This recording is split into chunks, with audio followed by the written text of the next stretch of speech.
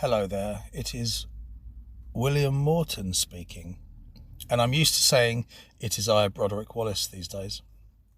But I want to put another talking video up. It's funny because I don't expect anyone to listen to these, and just a few days later I noticed the last one had like 26 views. No likes, of course, because who can be bothered? So, oh, what's this then? Oh, can't be arsed with that. And they sort of click off, and it's fine because I think it's a lovely thing to be able to communicate, even if it's just 2 or 3 people that ever bother to listen all the way through. And obviously some of my songs, they might have got, over 1,000 views or whatever, and do get a lovely message from time to time. I actually back in the day I got a message from a guy who said that the track Return to Source helped him re-establish his faith. And I thought, wow, what a wonderful thing. As a musician, I mean, that is, it doesn't get much better than that for me, because being very odd myself only compared to the norm, but I don't respect the norm anyway. I mean, I have to say that I run this very precarious line between wanting to create content on this channel and the other on YouTube, 2 channels. It's a very precarious line between wanting to share and create and do something, because if you are creative, you're creative, and that's just the way it is. Like, if you don't get to be creative, you'll get miserable and you'll feel unfulfilled, and all kinds of dangerous things can happen to a creative person that doesn't create. Or if you're like me, you have a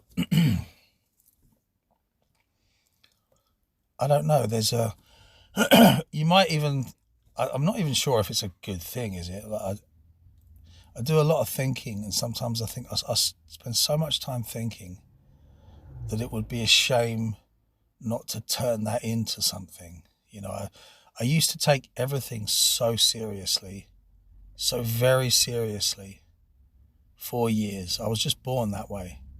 And I started to notice the looks on other people's faces. Like, oh, he's really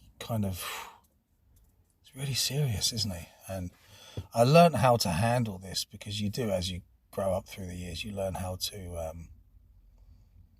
adjust strategically, if you like. Whether the core changes or not, you adjust your strategies. But the core should change as well, of course. Pause it a moment. So I took heavy metal that seriously. Like in 1988, when I heard, I believe it was The Evil That Men Do from Iron Maiden's Seventh Son of a Seventh Son, which will always be my favourite album of all time. And it's funny because, well, it's very synchronistic, considering, I could have liked, there's lots of albums that I could have heard first that could have introduced me to metal, but it just happened to be that one. And it's just so up my street, like the subject matter and the vibe on it. I think it speaks for itself and indicates where I would be directed more holistically, especially, as the years go on. And just took it really seriously. Heard it, wanted to do it. So back in day, when you might have a mate who plays a bit of guitar, you couldn't afford guitar lessons. There was a kind of punk ethic to having a crappy sound, a cheap guitar. I mean, back in the day as well, feedback was a problem. You'd plug in your thrash metal pedal, if you were lucky enough to have a a battery for it. Yeah. You might have to steal a battery from somewhere, get it in there. And that was a nightmare as well, because sometimes you just accidentally leave it on and you come back the next day to play guitar and, the battery was dead. I think anyway, to memory, I think that's the way it worked. So long ago now, really. I still have that thrash metal pedal, which I sprayed various colours with spray cans and, yeah, crazy stuff. So in between feedback, you try to emulate the sound that you were hearing, because the only time that I would ever see anyone playing guitar would be round my friend's house, MTV. So it would be snippets. And I didn't have a video player, so I couldn't watch my Made in England video very often past a certain point. And it was just too expensive at the time. That was a big deal back in day to have a video player. But of course, eventually, you'd... I think it was tab books, right? Kill 'Em All. And then I had another book which covered Ride the Lightning, Master of Puppets. Actually, I'm lying. I had one book that covered only Kill 'Em All, which was an easy tab book. So it was a simpler version. But it was still quite good. And then I had the Cherry Lane, Kill 'Em All, Ride the Lightning, Master of Puppets. Now this basically taught me how to play guitar. Once someone had explained to me roughly how tab worked, and obviously there's a key in the book where you learn the various symbols for pull-offs and slides and muting and all this kind of thing. You've only got to listen to the track, look at the tab, and then you begin to work things out. Like I said in the last video, held the pick like a pencil, because that just came naturally. So speed was always a problem. I had to build up endurance to reach any kind of speed. In fact, I was baffled by the speed on certain songs like Damage Incorporated or, that kind of thing. Whiplash. Even Whiplash was quite a strain, actually. I didn't realise at that time, I would work out many years later, that you simply have to position the hand and hold the pick in a slightly different way, where you're sort of allowing the wrist to almost vibrate or shiver in a way. And this leads to a weaker sound. So you have to find a balancing point between the two. And I'd only just learnt this balance. I was beginning to develop this before I got to the point where I could no longer play guitar. So I don't have any evidence of that in recordings or anything, but I just started to work it out. What they were doing in Slayer, what they were doing in Nile, why you could play Damage Incorporated all the way through and not have a hernia, basically. But I was pushing myself to those levels energetically, holding the pick like a pencil. I went through various picks until I found my pick, and that was the purple Dunlop 3mm big stubby, but it wasn't good enough as was. Used to get a Stanley knife and cut lines horizontal, lines vertical, and then diagonal both ways to just make this sort of net pattern, which would stop the pick from slipping in sweaty hands, especially when playing live as well. That used to come in handy. But even at home practicing, I found that the pick would slide out of my fingers. So yeah, this carved with a Stanley knife, this grip crosshatch kind of pattern that I used to carve into both sides, and even the little recessed semicircle type thing in the middle as well, even inside that. Being careful not to get too close to the tip. But you see, the tip was always too sharp. And as you would play, gradually the tip would start to round. It would grind against the guitar strings, and it would gradually become slightly more rounded. So a pick would have a lifespan. It would be the scratchy beginning, and then by the time you'd have to carve the cross hatch grip in, probably for the second time, because that would wear as well, you'd have something that was, you got to that sweet spot. And I used to keep those picks when they got to the sweet spot for live, and then I would have to, you see, again, the effort, the complexity, having to break in picks and customize them. Yeah, honestly, looking back, I think I needed counselling at certain stages of this journey, and well, I didn't really, because I mean, you know, I actually have a customer who's a counsellor. It's funny, like, why is it out of all my customers, it's the one who works as a counsellor that had trouble paying me on time and also had trouble being polite. So you got to think, you know, everyone's human, right? Be careful who you confide in. Anyway, the other tab book was Slayer's Seasons in the Abyss. So when you think about it, you've got, with Metallica, Kill 'Em All, bluesy thrash. Ride the Lightning starts to get a bit more metal, if you like. And then when we get to Master of Puppets, it's kind of very progressive and grand and slightly robotic in stages. That was the very beginning stages of what we'd hear bands like Fear Factory do, that kind of stuff, where it was purposefully, what's the word? Biomechanical, or as it became more mechanical than bio.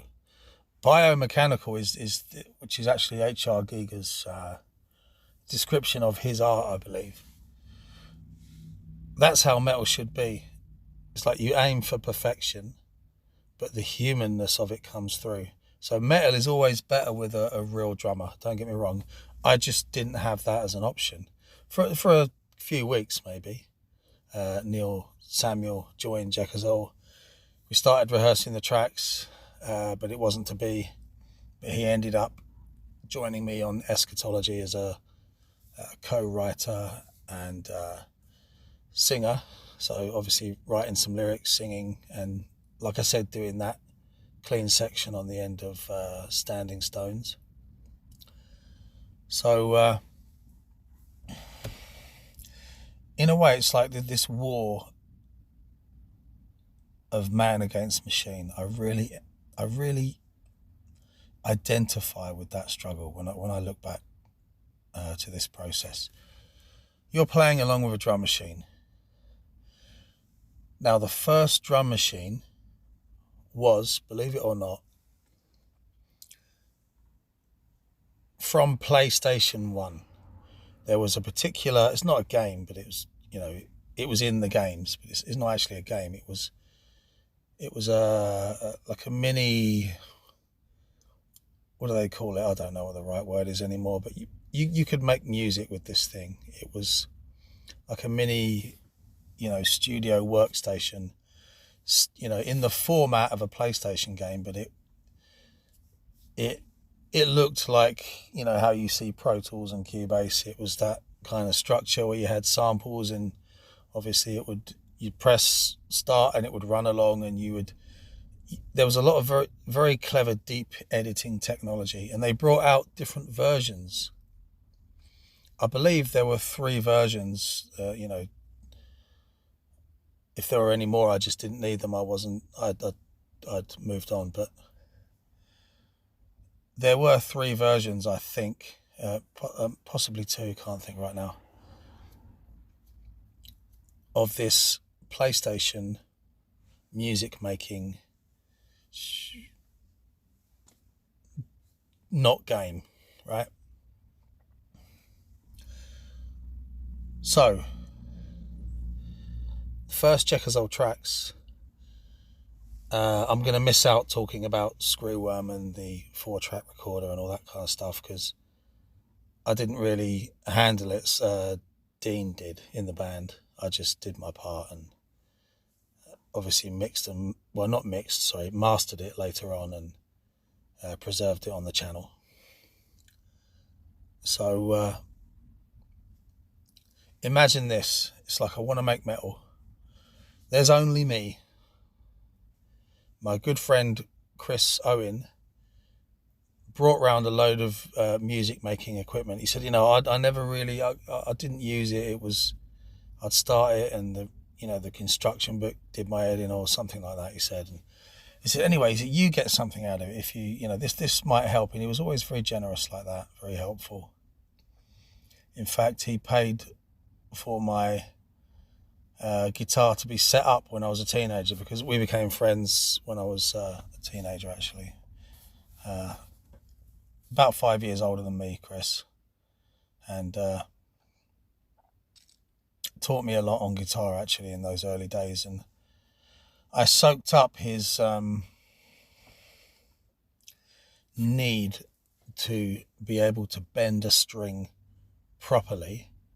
And he played guitar quite hard, and I picked up some of that as well. So that exacerbated the way that I held the pick. And I'll get onto guitar sounds and technique later. But anyway, so you imagine you've got a digital 8-track recorder. So for anyone that doesn't know what that is, it's still digital, so it's not tape, but it's a black box with some knobs on it. And you have to read the manual, and it's like, press this button, do this, do that. And it's all very complicated. But once you get the hang of the basics, you just keep going back to the manual. And there were things on there that I tried to make work, and it just, I don't know. Some of it was difficult to understand. I'll be honest. Or it just didn't seem to work. So I never used any of the reverb or effects functions, but there was a punch-in function, so you didn't have to play a song all the way through. So programmed all of the drums, bass and keyboards on the PlayStation not game thing. Obviously got a wire plugged in the back of the PlayStation into the back of the digital 8-track recorder and recorded these. They're not really backing tracks, it's part of the song. Because if it's only you, it's like, well, I'm going to do pretty much everything, but guitar solos were definitely not my speciality in extremis in the back in the day. See, there's 2 phases of guitar playing. There's the teenage stuff, and then there's the stuff in my late 20s to mid 30s or so with Jekazol. So this is the second stage. It's like I spent so much time playing guitar as a teenager that I want to do something with it. We have the technology now. We can record something. In a way, it's like I've always felt this need to preserve. If you've put so much time into something, just really do it. Really do it. And I was always over ambitious. But if you're over ambitious, it means you're going to end up with something. And it's very important, and I say this to my youngest daughter, actually. I always say to her, when you draw a picture, always aim to finish that picture, because it's easy to start something. It's not quite so easy to finish something. It's the IAO, Isis, Apophis, Osiris stage. Not worth explaining that right now, but it's just to say enthusiasm, then hard work, and then result, right? You have to pass through those stages. Finishing something is always hard work. Starting something is easy. Finishing it, that separates the men from the boys, the wheat from the chaff, whatever, anyway.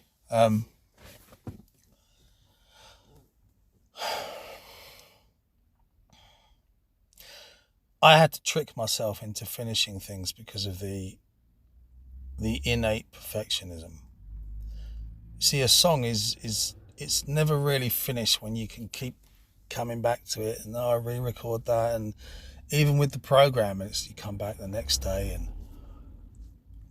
nothing was ever really hurried. Everything was laboured over. But in order to finish anything, I had to trick myself that I was recording a demo. And that's, or it's just a casual project with a mate, but I'd end up taking it way too seriously, because that's what I do. I take my creativity seriously. I have the same thing now in the new realm that I've moved into. Take it really seriously, and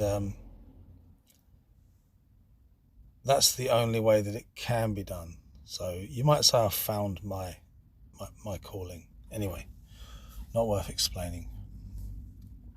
So imagine you've got this the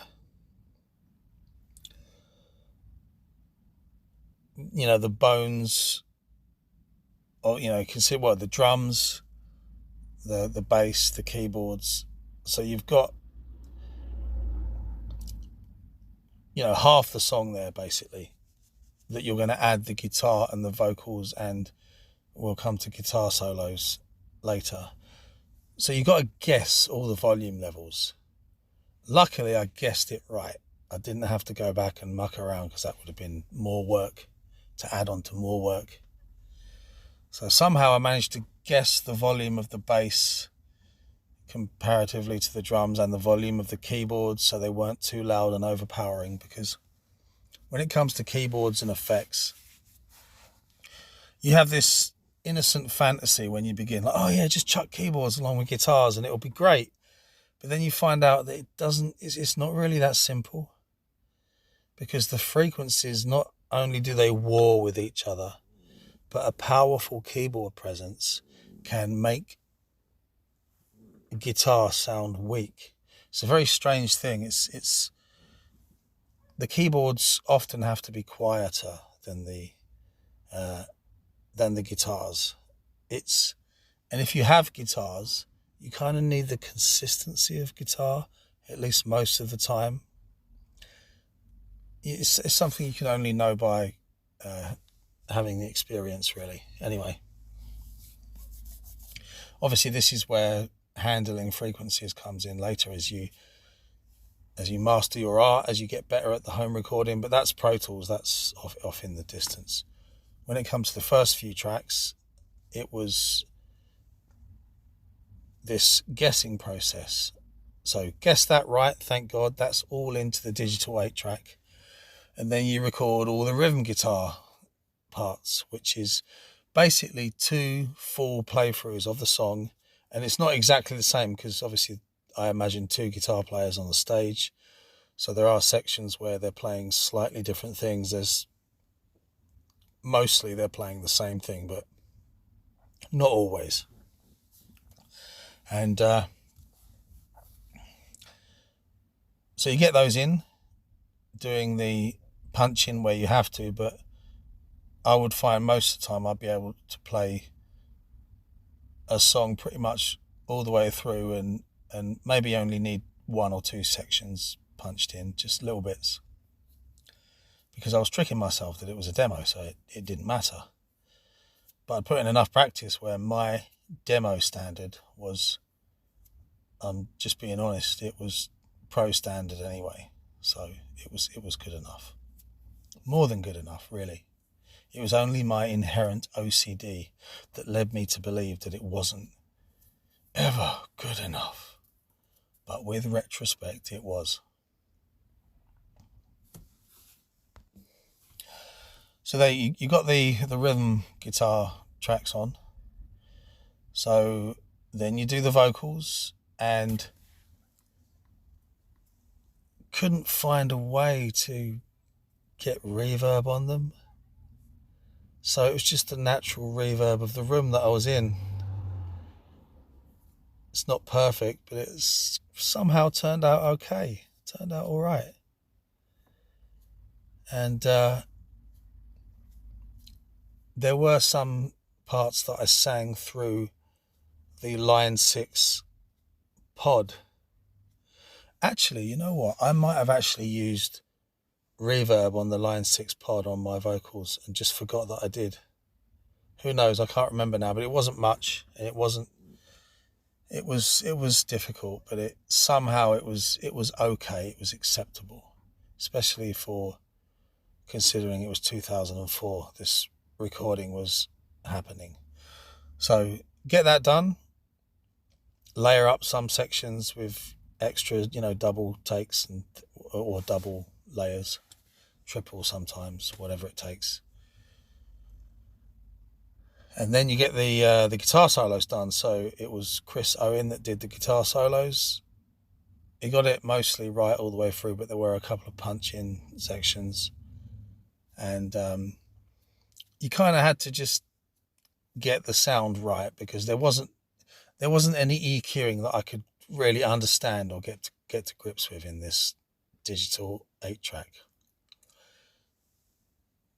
So once you got everything in there, and we're not even talking about sitting down writing lyrics and all the inspiration for that and that kind of stuff, that speaks for itself in the lyrics themselves.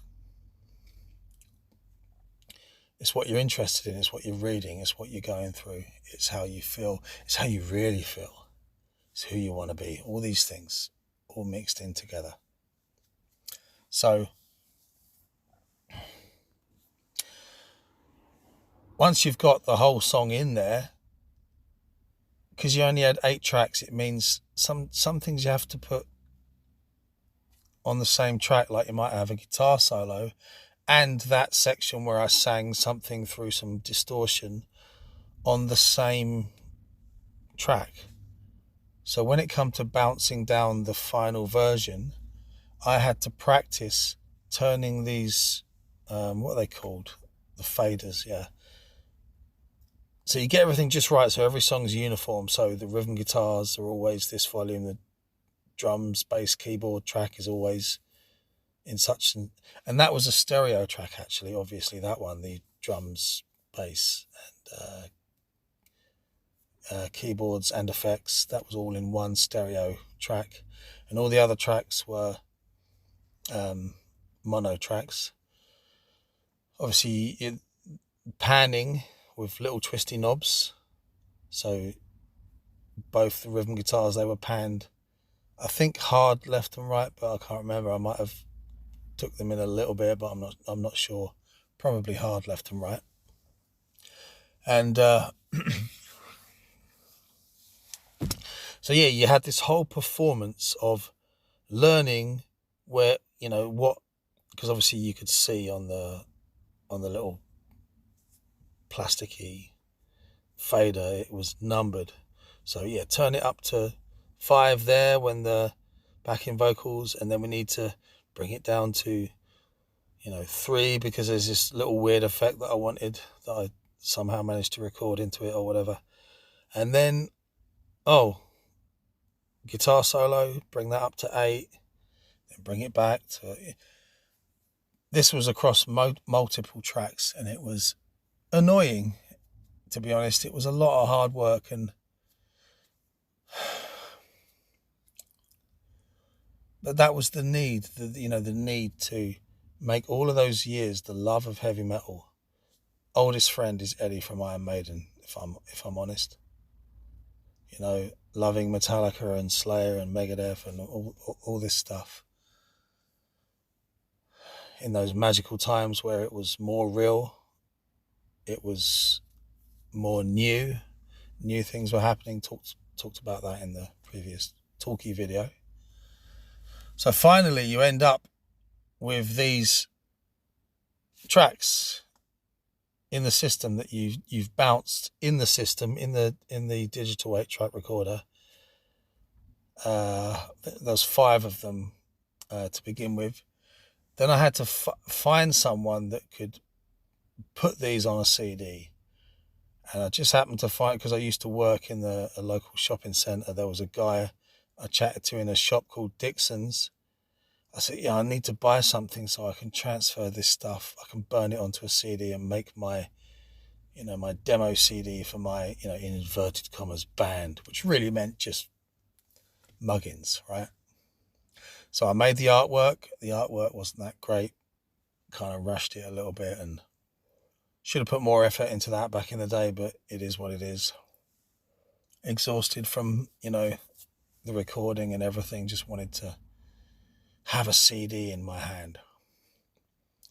Ended up paying him a bit of money to go to his flat where he extracted the tracks from the 8-track recorder into his PC, put them in order, and then burned them onto, I think it was like 50 or 100 CDs or something.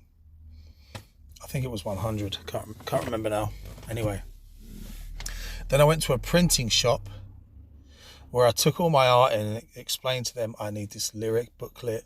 This is the front, this is the back of the CD, this goes there. And it was one of those lucky experiences where the person behind the counter actually listened, did what I said, and did it well. So I had like 100 JKZL demos. And obviously these tracks were not mastered. So later on I would remaster these tracks, add on a guitar solo from Nicky Van Hoek on Burn the World, and repackage it onto a new CD, which I could burn myself because by this time I had a PC. It's funny to think, making music without a PC, in that, again, an in-between stage between tape recording and the computer is the digital recording. It's just a box, right? It's a machine, it's a thing, yeah? So I I didn't put those unmastered tracks on the internet because they were a little bit boomy in places. I took out a few frequencies that stopped the speakers rattling, basically, and made a few slight changes here and there, added in a few samples from on Pro Tools, a little few things I weren't happy with. So they were touched up by Pro Tools, but they weren't created in Pro Tools. So that was the first batch of songs, including a cover of Iron Maiden's Wrathchild and things I'm probably forgetting, I think, Descent of Angels, and I'll always forget something because it's all too complicated, right? Just think how much effort that required. I mean, there's learning to play guitar, there's writing songs, there's writing lyrics, there's learning how to use the technology, which was not easy. There's the, sourcing someone else to burn the CDs. There's going to the print shop to...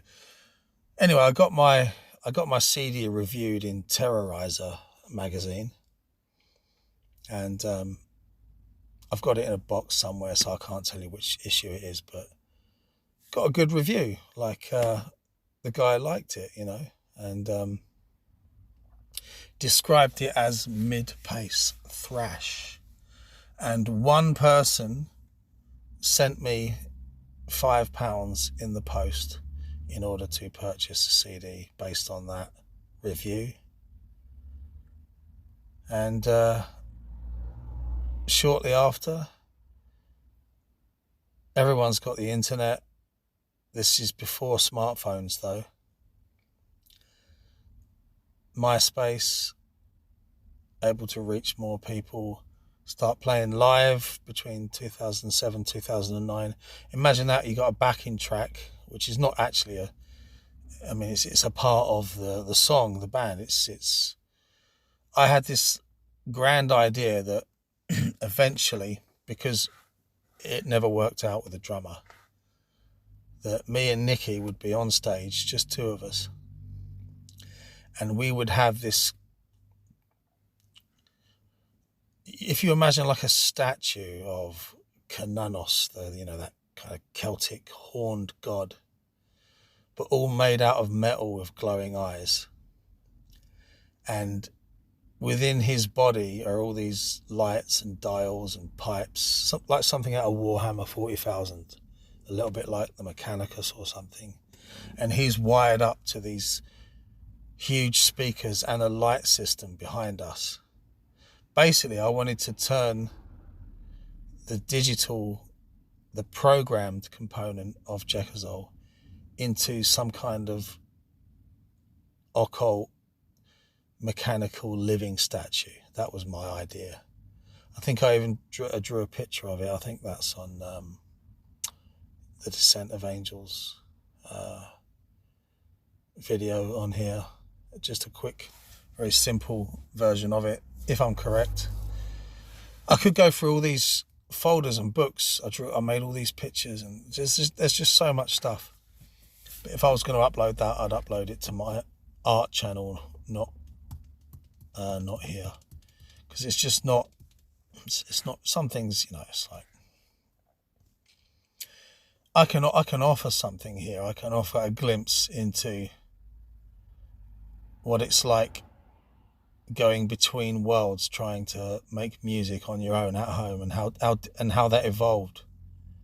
Because you start off as just a musician, then I became, you go from guitar player in your bedroom to being just the singer of Screwworm, although I did contribute some of my riffs to Screwworm, but I wouldn't be playing them, obviously. I was just the singer. So I would sing my part into the microphone for the 4-track recorder. Then you go to becoming the whole band except for guitar solos until I had guitar lessons. So this is where I'm going to start to share things that might help people, and that is if you're self-taught on guitar, you develop originality. Another word, am I recording? Let me check. Oh, it's saying please wait for some reason. I don't want to wait, thank you. But I will if I have to. Thank you. Yeah, so we're still recording. We've got all that. Good. Right. So if you don't have lessons, because you can't, and you're working from tab books and word of mouth and a tip here and a tip there, and looking at pictures in magazines, watching MTV once a week or something, around a mate's house, maybe watch a Metallica VHS or something. You develop your own way of doing things. It was more occulted back in the day. It was more occulted. So when you do get to have guitar lessons, when you can afford it, you get to say, bit older, working guy, I can afford this now. So I had guitar lessons with Chris Francis, and he was in a melodic rock band. Actually, the name of it escapes me right now, and he has his own solo stuff. Great guitar player, Chris Francis, and a very nice man as well. He did a couple of solos on some of the demo stuff that I'm going to put up, which I should imagine no one will listen to, but it doesn't matter. It's just important for me. So once you start having guitar lessons, you've already got this bedrock structure of your own struggles and intuitions and original ways of approaching things. You imagine writing songs. What I'm saying is I'm glad that I wrote songs before I knew any music theory or advanced scales or anything. I literally learnt to play guitar by ear, effort, and pretty much that Metallica tab of those 3 albums and that Slayer tab book, and a few things that friends might show you. Oh, this is how to play that, or Chris would show me stuff. But pretty much it was those guitar books and just listening, right? I mean, it adds up to something weird and original. It's punky. It's great. So it's good if you write stuff before you really before you've had professional help, if you like, it creates something original, and you can feel it in the vibe of the song. It's evident. So when you do start to have lessons, it's like, oh my God, like I'm learning these scales, and I did a little bit of harmonization, but it was very innocent, like just harmonizing using an octave or a fifth or something like that. But I was actually learning how to do, proper harmonization where the notes it wouldn't be just the same thing starting from a different root note. It would be at a different place in the scale. So, you'd have these plays between, major and minor, relatively speaking. Anyway, all the theory escapes me right now. You'll know what I mean. Basically, how Iron Maiden sound and In Flames. Like, you start to learn how to do that, and all kinds of other glorious techniques, including, a bit of finger tapping and unison bends and, all kind of stuff. I mean, octaves were there pretty much from the beginning. And it's possible to play a power chord or an octave chord, which is obviously just two notes anyway. It's possible to play them and mute out the entire rest of the guitar. So if you have a power chord of the 3-note power, in other words, the more advanced power chord, not just 2 strings, although that does happen in places because it's easier or it just sounds right. But when you have a power chord with on 3 strings, you can kind of position it so the rest of your hand is blocking out what would be basically the other 3 strings. And I'm just trying to visualize that now. So it might have even been the farm, or I'm not sure right now, but that means you can strike the whole of all of the strings, but you're only playing 3 notes. So you can do that with an octave as well, and that's a good technique to learn. It gives a lot of punch and freedom to the playing. So you learn things, you write more advanced things, but you still have the bedrock of the originality, the struggle, the vibe, the punky, things just. I look back and think, God, things were kind of held together with duct tape and passion, in order to breach these various stages.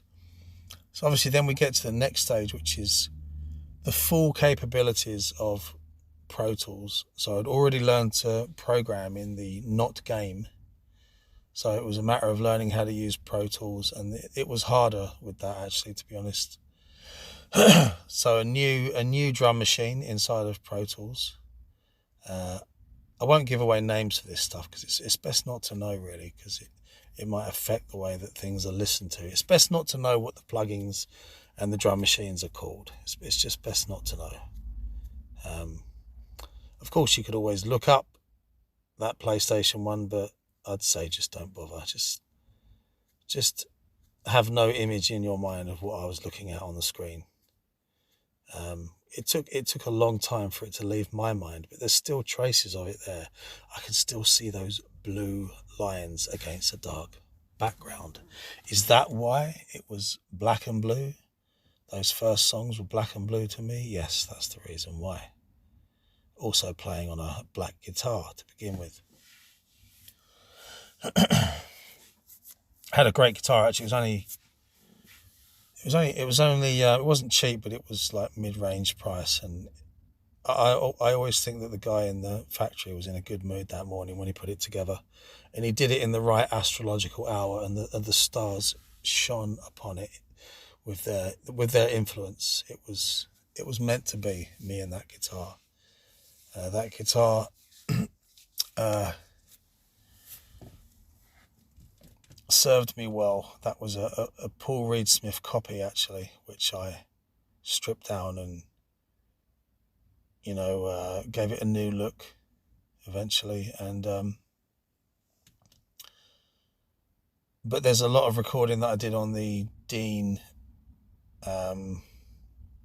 Explorer.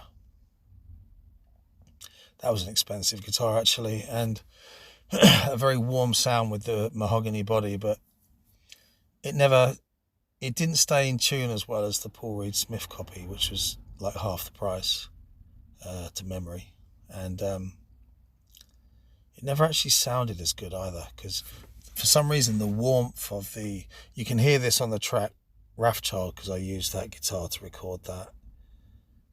There's a lot of warmth in that sound which just wasn't actually required.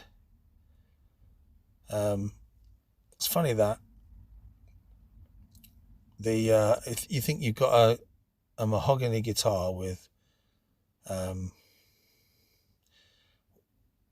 EMG 89s, whatever that classic, powered pickup was, had one of them in it with a bloody battery again, which is annoying. And it was like it was too good. So I did a lot of harmonies and guitar solos and melodies and stuff like that. I pretty much used to do most of the rhythm guitar playing with the Paul Reed Smith copy, which became a part of me, to be honest. And I still have that kept safe in storage, and I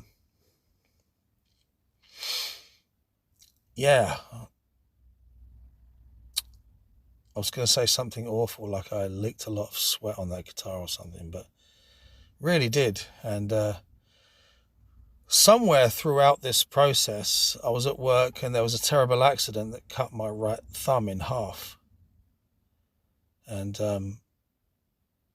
that was hard to work up from, because I lost some of the feeling in my right thumb, and as I touch it now, I can still feel along the side where it's a little bit numb and tingly. So that was a horrible thing to live through. Horrible. And that wasn't the end of it, was it? Because the later issues would come about. So when it comes to playing guitar, it's like meditation. It's got to be every night. And you have to aim for the stars. You have to aim for perfection. Play along with a click track or a drum machine. Make everything solid. Make everything clean. Don't hold the pick in a way that makes the sound weak. That's not acceptable. Weakness is not acceptable. It needs to sound strong, confident, precise. The bends need to be creamy and smooth. And the gradient between where you start, where you go to, or wherever you come back to, whatever it is, it needs to be like a curve. A guitar sound like a wasp in a jam jar is also not acceptable. Luckily, Line 6 Pod had come along, and I learned eventually how to cut. It was a lucky thing with the digital 8-track recorder. It just sounded great for some reason, the setting. I can't remember the exact settings right now, and I'm kind of glad that I can't remember them. I do have them written down somewhere. And I didn't put too much mid in the sound, which made it sound better, in my opinion. It was not entirely scooped, but somewhat scooped. And not too much bass either. And obviously not too much reverb, not too much of anything except gain. I think it was acceptable to have the gain at maximum. And I used to have people come up to me after a gig and say, "Oh my God, like, what sound are you using?" And when I used to point down, so I got a Line 6 Pod plugged into this Marshall cabinet. Obviously, it would have been mic'd up and coming through a PA as well. They used to sort of have this sort of worried, mildly disgusted look on their face. And the unspoken kind of exchange between us would be, it's actually about the way that I play. Your guitar sound, it's like, if you got a shit guitar sound, yeah, it's always going to sound a bit crap. But if you just have a sensible guitar sound, right? And it's good enough. What makes it is the way that you play. Is you're muting consistent, precise, crunchy? Are you muting in the right place? Are you too far forward or too far back? You need to find that sweet spot. And for it to become instinctual, you need to practice every night. It needs to be of supreme importance. It needs to be even mildly stressful. It's not something that you do casually, So techniques, they take a long time to build up. If you're learning because I started off pretty much everything that I could do downstrokes, I would do downstrokes and always did. But I would start to learn the obviously different picking techniques for different beep, different types of stuff and everything. Obviously sooner or later, it's like everything in life, like more and more techniques. And it's the same with the recording. As you learn Pro Tools, you keep learning new things, and I can do this, I can do that, and all kinds of strange stuff. Like there was one particular technique where you could have one track in the middle.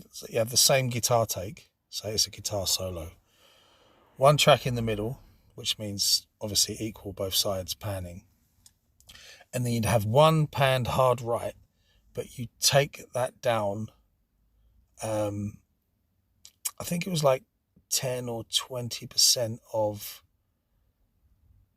a half step, something like this. I can't remember the exact measurement because it's been too long, but in the other speaker, panned hard left, or did I say right for the first one? Yeah, so if I said right for the first one, you'd have another one panned hard left, and you'd have that. If it was up the opposite, you'd have it down on this side. So you'd have this one in the middle where this used to help you sound more in tune. Because it's like when you play lead guitar, there might a certain string,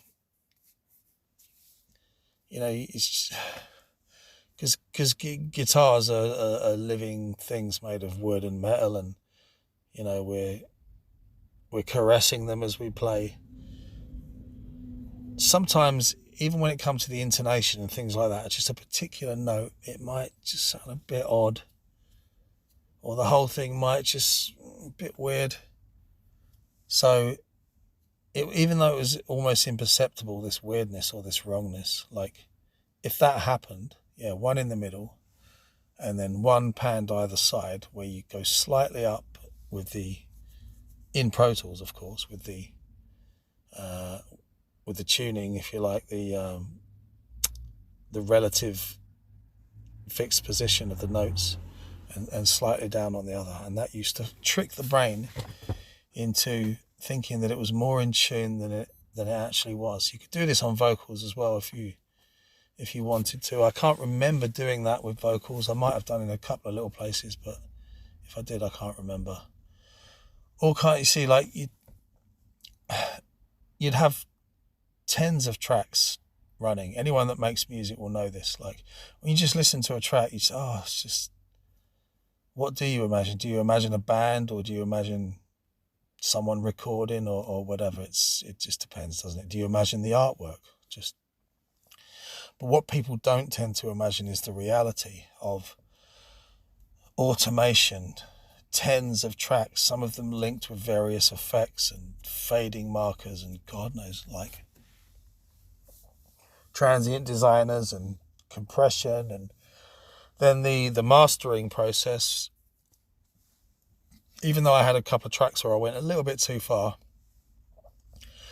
I never really favoured too much compression, because that sucks the dynamics out of a track. It almost turns music into something I can only say is the audible equivalent of polished glass. It's hard to pinpoint any precise location if you stretch your mind, or in this case your ears out, or your vision out towards the surface of the emanation, whatever that. It's weird, right? But it always used to remind me of flat, polished metal or glass. Just this, glass really. and the fact that it had a kind of reflective quality was almost like you couldn't.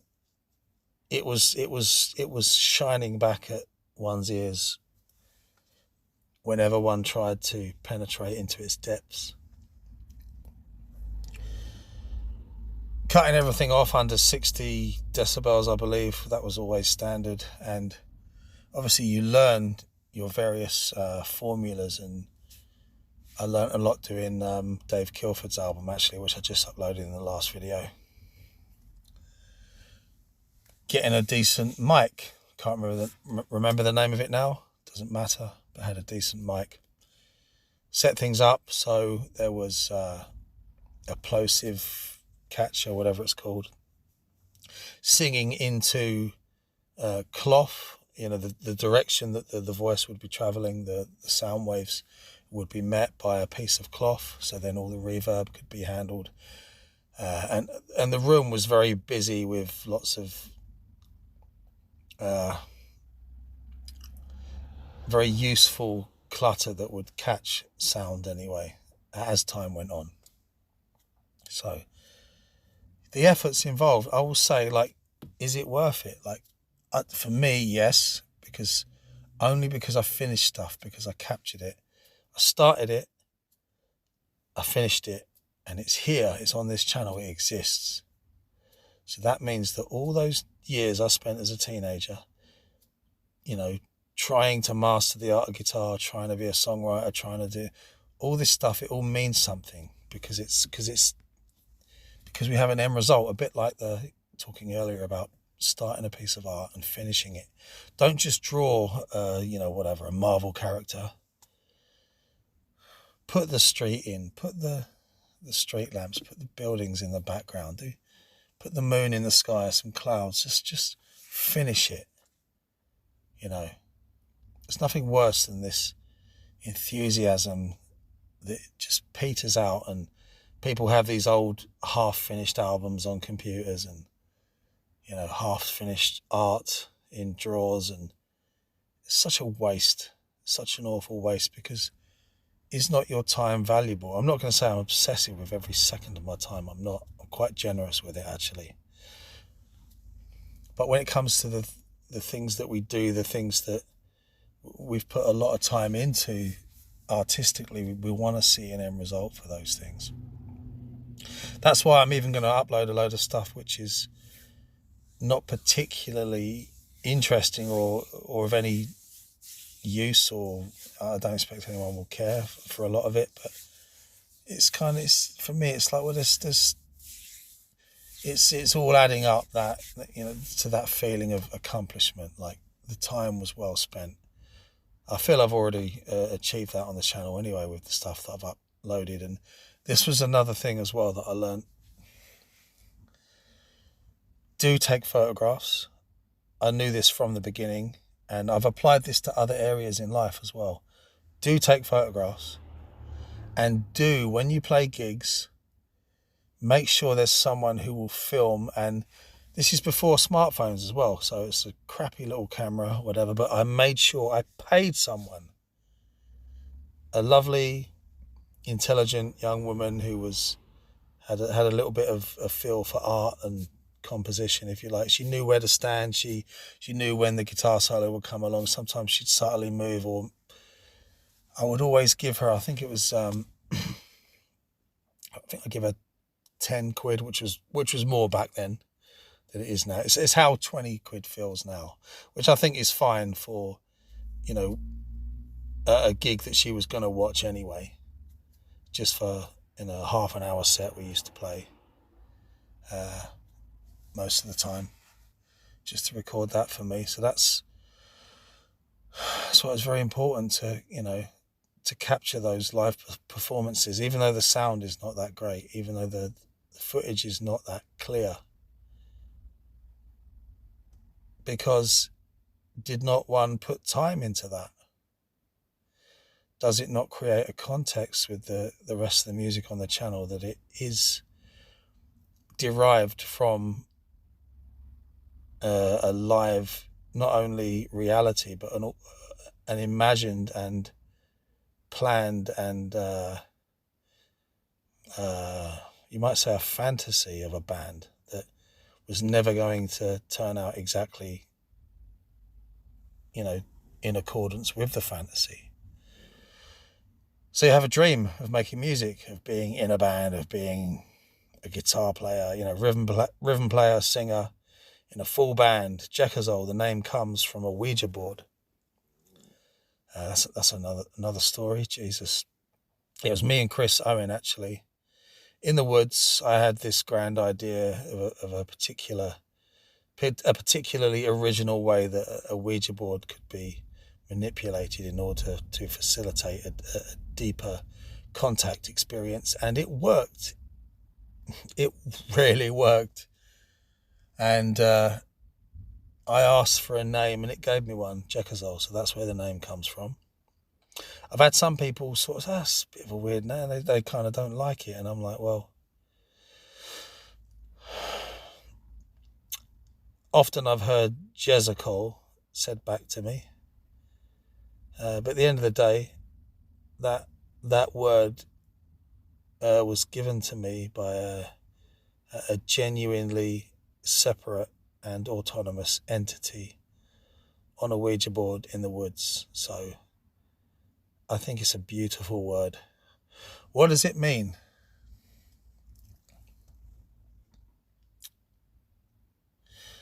It means, and I'll have to pause to remember the exact order,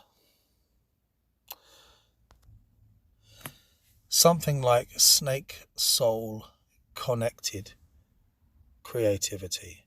And there is a strange resonance with the Egyptian Heka or Heka as well, in that it somehow seems to tally. Jekazol was it's I was talking about Seventh Son earlier, like, origins that go back further, right? And there are examples of stages reaching back beyond.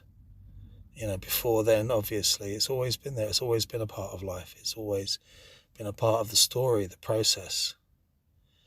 And this continues on for me now in different ways. So I would recommend just carefully listening to the lyrics of Thomas Oz, and particular lines in Burn the World, or even Slavery as well. It's a great track, that Slavery.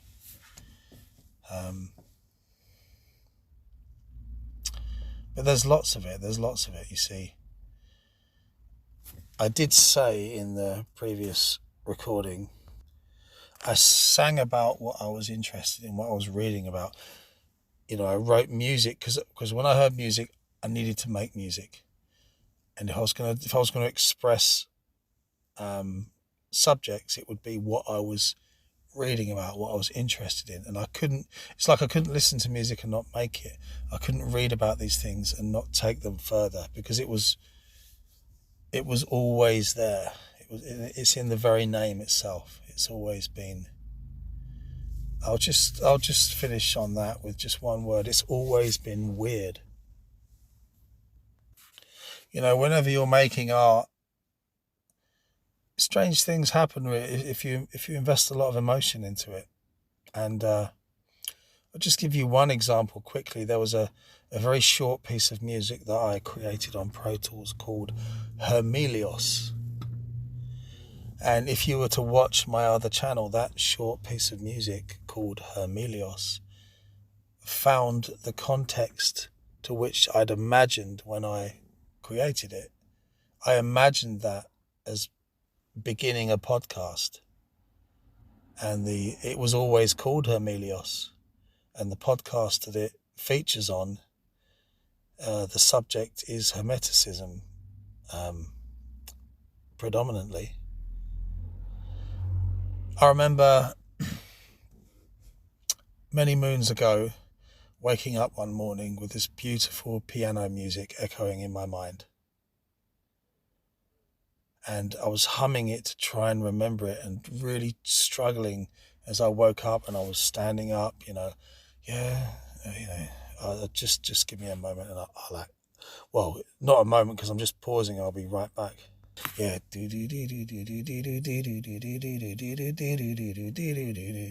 It's from the track Slavery. But you see, it was lost to me because I woke up, I heard that piano music, and I was desperately trying to remember it and then work that out on guitar. But it got lost. It was just one of those things, and there's been a couple of them, which is why you have a dictaphone next to you when you play guitar. Oh, I'm glad I mentioned that because that's another thing. You need to have a dictaphone next to you all the time. And let's face it, I'm talking like showing my age here, because there weren't smartphones around then. So you need, that's not a problem anymore, right? You've got your smartphone, you can record yourself, you can even see yourself playing it. But I had to rely on just hearing myself play something in order to, and then I had to struggle to remember exactly where I would have placed my fingers. But quite often it wouldn't take too much time to work that out, or sometimes you'd have to write it down, make the dictaphone recording and write the tab down. So you developed a relationship with tab that went way beyond merely reading it to learn other people's music. I do have tab books I say books. I did actually turn some of it into a book, a little, to give to other musicians. I do have a lot of the Jekazol stuff in tab that I wrote down. It's not completely accurate if someone who's an expert on tab looked at it, but I did a good job, I think. It was intelligible enough. Anyway, I was talking about that piano music. So that was completely lost. But many years later, I would be writing the song Slavery, and just somewhere, so you can never really understand exactly how things arrive, and just small decisions here and there, sometimes big decisions, things come about, don't they? The muses have their part. Whatever you're going through, whatever you're thinking about, just that particular day, that particular time, influences, etc. All these things working together. And I hit playback on the, because this was back on the Not Game software, this one was done on. Sat back, pressed the, the go button, play, whatever. Sat back and listened to that piano music that I dreamt about years before just unfold to my ears in the room, in that strange moment where time seems to stand still in that moment. It's a very odd experience. It's like, God,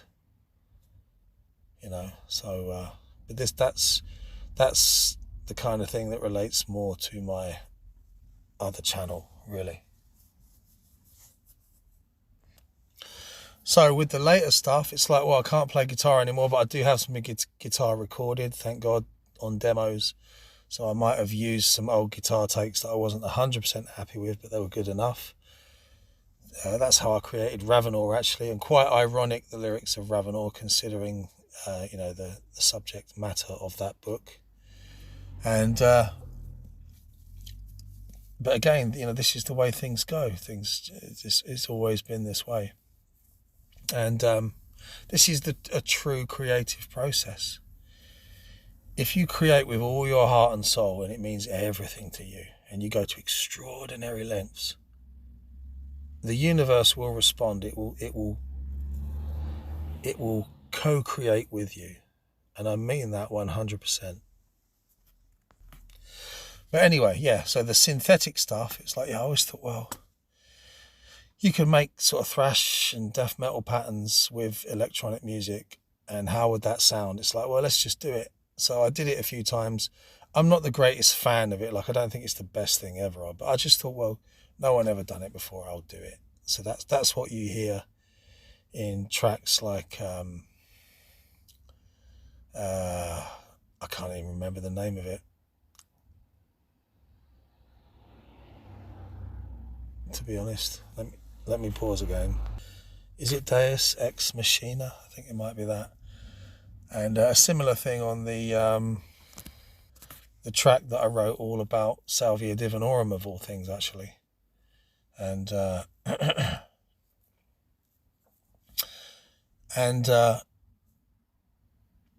so one that will appear in future is Nyarlathotep.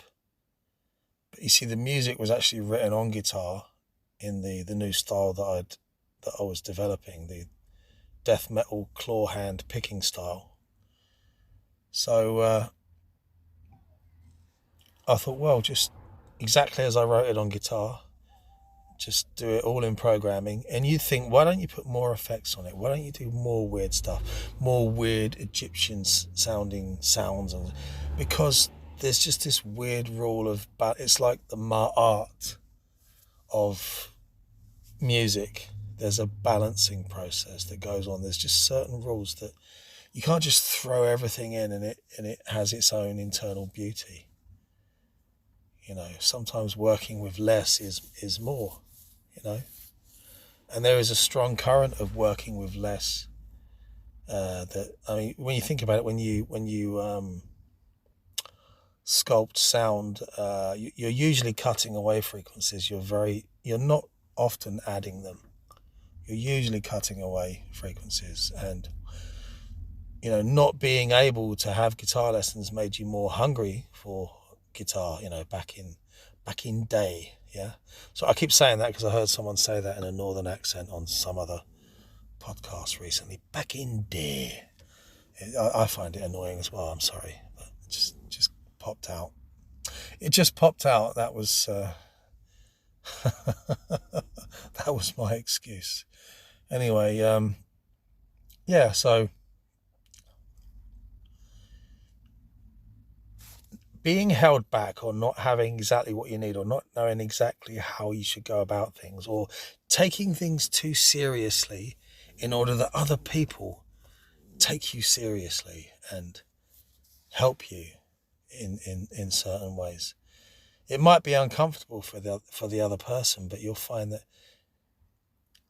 if you learn to at least express this in a way that is human, it will get you places. I've noticed this in life in other areas, actually.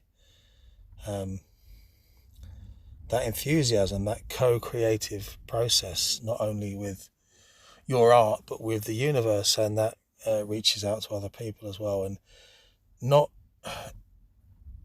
it's a little bit like not having easy access to music made music more valuable, as I talked about in the last video, in terms of, you know, having to buy albums and that kind of stuff in order to hear them. Not being able to see every man and his dog, you know, playing guitar on YouTube, you know, like it was harder. So the value was higher. So writing songs when you don't really know anything about music theory, just a few tab books. Recording when you don't have enough money to have the best equipment, or even the best equipment of the time, is just difficult to do when you're not in a studio, because obviously people used to go to studios, used to pay a lot of money to, you know, to go into a great big place, but that all eventually ended up, you know, on a PC and a mic and a, you know, what they call DAWs, or so, I can't think right now, but anyway, your guitar sound, that box plugged in these digital guitar sounds, which do sound really good. I never had a problem with it. And so yeah, less is more, and appreciation comes from having to search for longer and harder, and to work harder, you know. But now we end up in a place where this strange relationship with technology, which I'm not entirely comfortable with, it's a strange bedfellow. It's there throughout the whole of Jekazol, and it only gets stronger towards the end. It's not something that I planned, it's just something that had to be, because I couldn't find the right people. Not only could I not find them, but anyone that I did find for a day or two here and there just either weren't good enough or weren't prepared to work hard enough. There were people that I collaborated with obviously Nicky Van Hoek. He put a lot of effort in learning the songs, and we did stuff together and, wrote some stuff together. So that's great.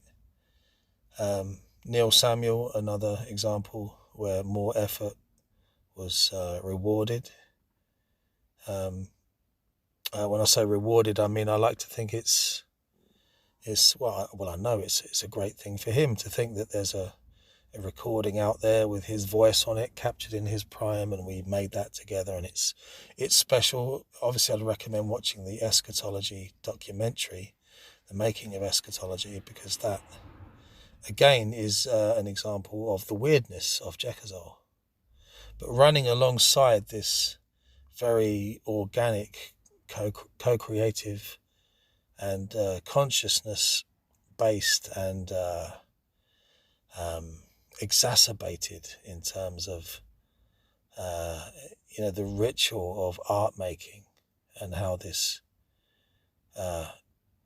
process, this feedback loop, there has been this strange bedfellow, this technology, this tool, this means to an end. I can only finish what I need to do by shaking hands with the machine. And as well as physical struggles with playing, and problems with too much loud music in terms of the effects that can have, and obviously, I'm glad I mentioned that. Wear earplugs. See, I wasn't told that. So many things I learned that you just don't realise. Wear earplugs. Luckily, my tinnitus is very slight. It's a rushing, and it's even, and it's not a problem. It's very slight. You see, are they called adenoids? I think they're called adenoids, put in when I was a little boy. But I didn't have a problem with my hearing. It's because I was lactose intolerant that was causing the problem. So my lug holes were opened even further, to the point where when I did a hearing test, because I was interested in joining the TA, didn't work out for, I think it was my eye operation, and the fact that I've got asthma that held me back in a few places, which is probably lucky in the long run, because I don't think that would have worked out for various reasons. Anyway, so earplugs. It's out there now, but back in the day it wasn't. It's so important to wear earplugs when you play live. And anyway, getting back to this strange relationship, this man and machine, it's like, not only was it you see, obviously with thrash metal, the technicality of metal lends itself to a partnership with the machine. It's like Giga's art. Sorry, that's my stomach there. It's like Giga's art. It's a sign that I need to stop in a moment and have something to eat. Although it would be better if I just went out for a run. Anyway, biomechanical Giga's art again. There's a struggle there, isn't there? It's like two things that work together because they kind of have to in some strange way. It's like him and his airbrush. It's like, I know that Giga is an Aquarius as well, and I heard him say something. Actually, I'm not even going to mention it on here, but I heard him say something in one particular interview. I thought, God, man, I really get you. I really get you. It is painful.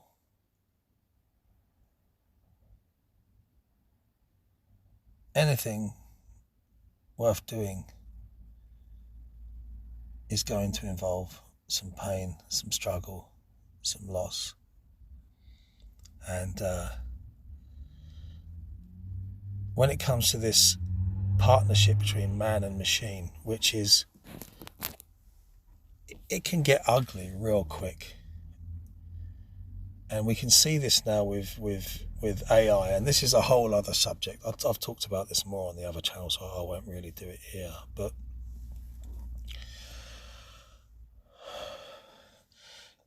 if I could have had my way, and I'm glad things turned out the way that I even did a whole Eye of Mind.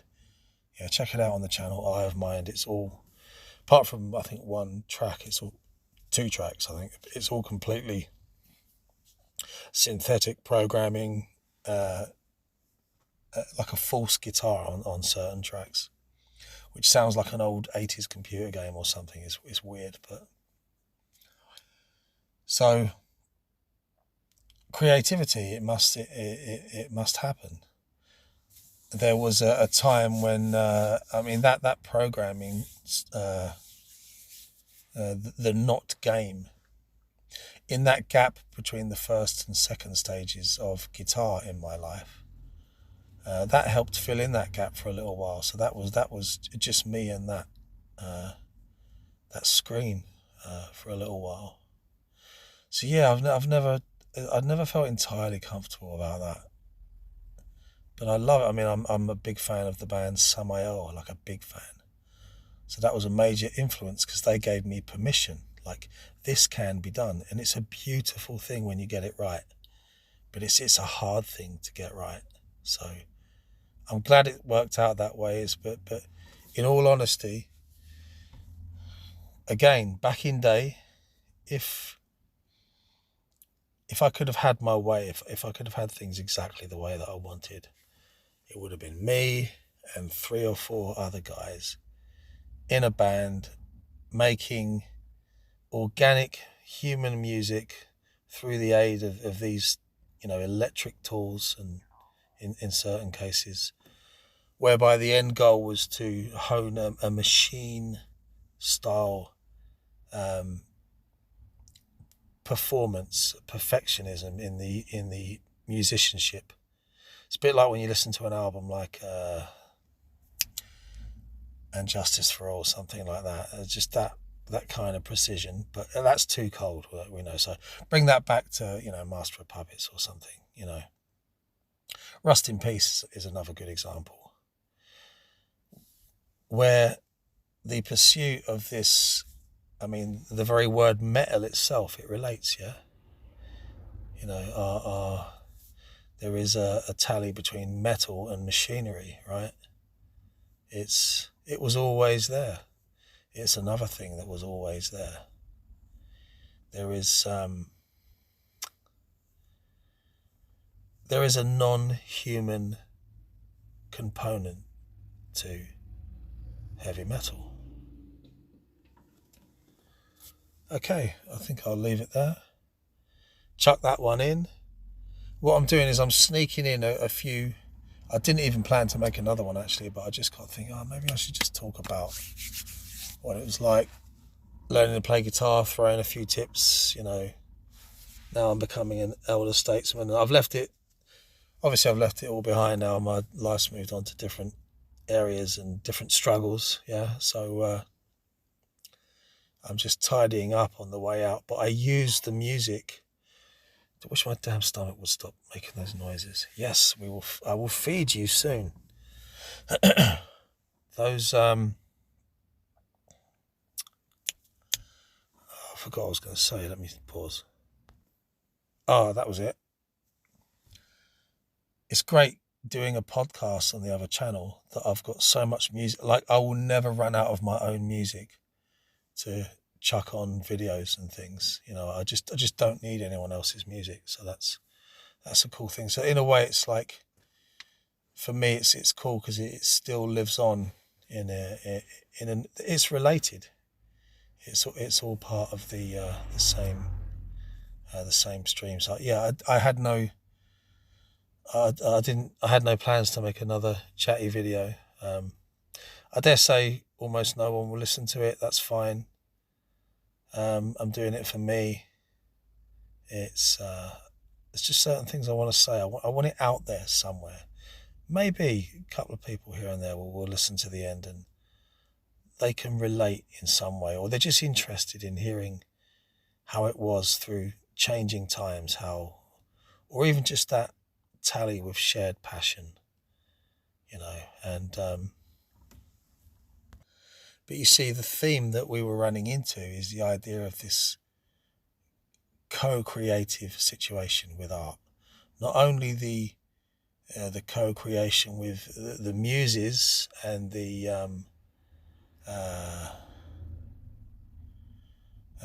a wider mind, if you like, but also this co-creation that we have with technology, with this non-living being. I don't know, it reminds me of that Judas Priest song, right? The Metal God. All right, take care.